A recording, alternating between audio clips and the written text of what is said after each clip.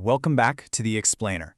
Today, we're diving into an absolutely breathtaking, ultra-realistic West African-inspired epic. It's a story all about ambition and its ultimate consequences. We're talking about a majestic, ancient kingdom, literally steeped in dense, mystical forests, towering mountains, and these incredible golden skies. Imagine a world where ancestral statues are always watching over royal palaces lit by burning torches.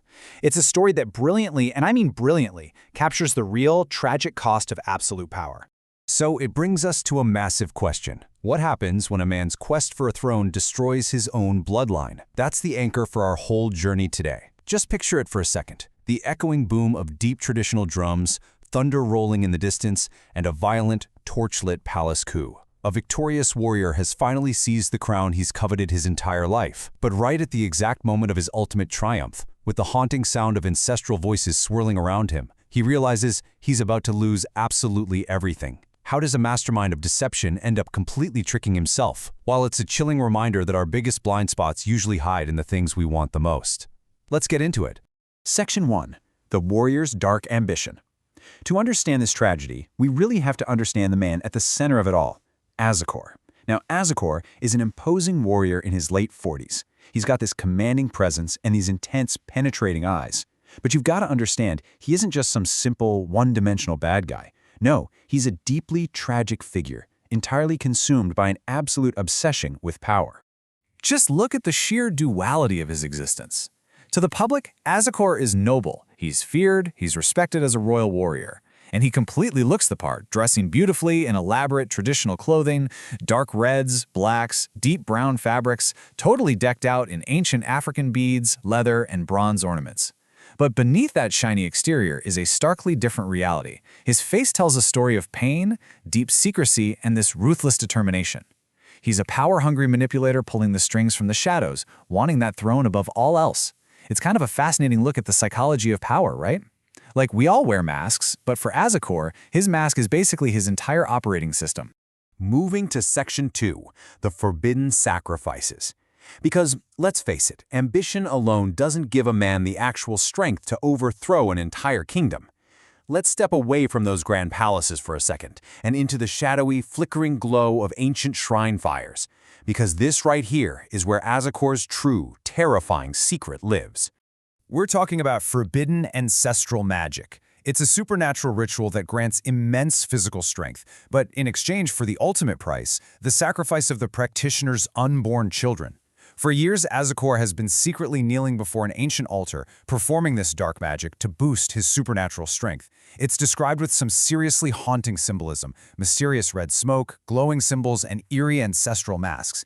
He's pulling in this massive supernatural energy, but it requires a devastating toll. It literally consumes the spiritual light of his own unborn children. Talk about making a deal with the devil without reading the terms and conditions, right? It's exactly as it's described, a supernatural energy fueled by the darkest of sacrifices.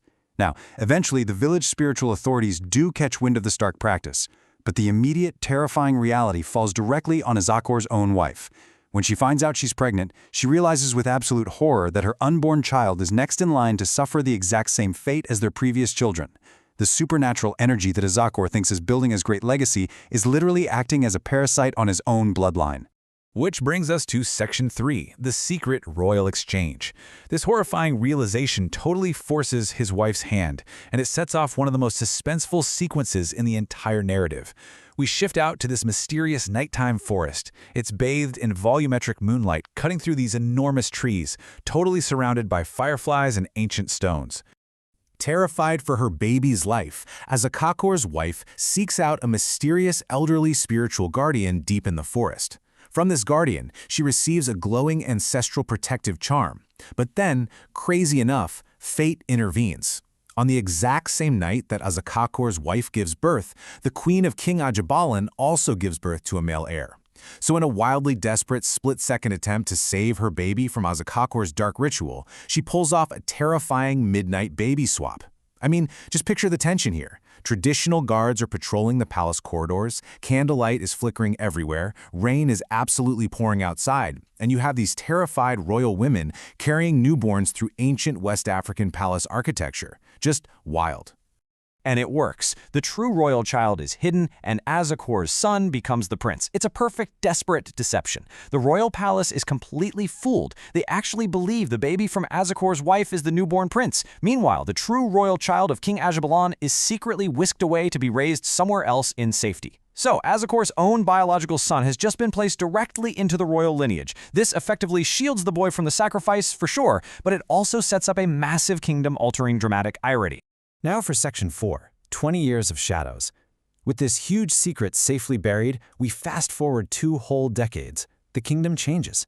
That fake prince, who, remember, is actually Azakor's biological son, grows into a courageous, incredibly intelligent, and charismatic young man, completely unaware of his true identity. And what about Azakor? Well, his ambition hasn't gone anywhere. If anything, it's only festered and grown. Take a look at the path to the coup over these 20 years. Year 0 is the forbidden rituals and that desperate secret swap. Then, from years 1 to 19, you have Azakor's silent manipulation of chiefs and nobles. He's quietly weaving his web, spending decades building vast influence and slowly poisoning the kingdom's loyalty from the inside out. Finally, we hit year 20, a spectacular royal gathering where Azakor decides it is finally time to strike. He stands among the elite, watching King Ajaliban, and his expression just shifts. It is go time. His master plan really illustrates his ruthless intelligence. Step 1, infiltrate the highest levels of the royal court. Step 2, manipulate powerful chiefs and nobles from the shadows. Step 3, launch a sudden, overwhelming assault on King Ajaliban. He didn't just plan a hasty attack. He engineered a systematic dismantling of the entire power structure from the inside out. It is literally a masterclass in strategy. But as we see so often in history, and honestly in our own lives, the most perfectly laid plans are usually ruined by the one tiny variable we didn't account for. He's orchestrated this absolute masterpiece of treason against a royal family he has no idea he's already biologically bound to. And that leads right into Section 5, the tragic final revelation. The betrayal is officially set into motion. Azakor launches his brutal plot to overthrow the king.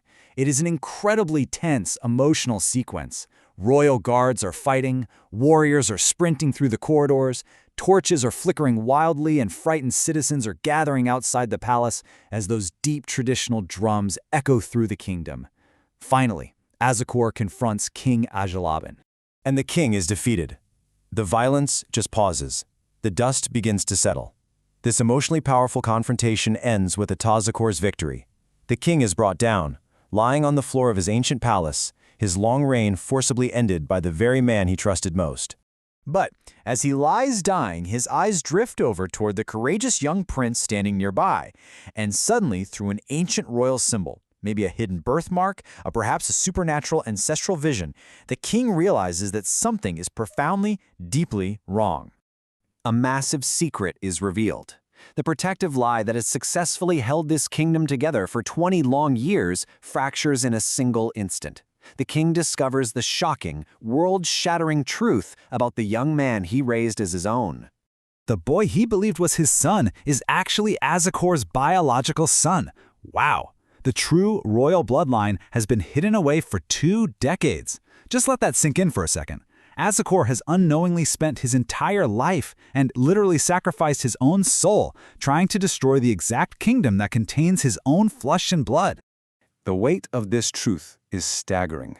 An ancestral vision literally materializes behind them, showing the 2 babies being secretly exchanged 20 years earlier.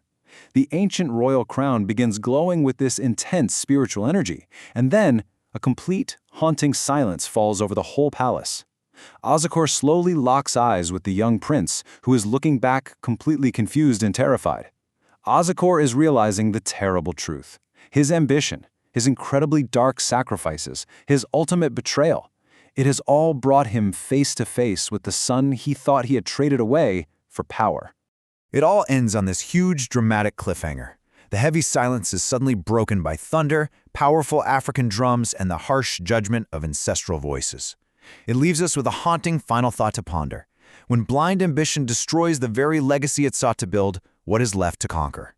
Azakor won the throne, sure, but he completely destroyed himself to get it. It's such a brilliant exploration of how the darkest sacrifices we make for power almost always end up claiming the very things we unknowingly hold most dear. Thank you so much for joining me for this explainer, and I really hope this deep dive leaves you thinking about the true cost of ambition. Catch you next time.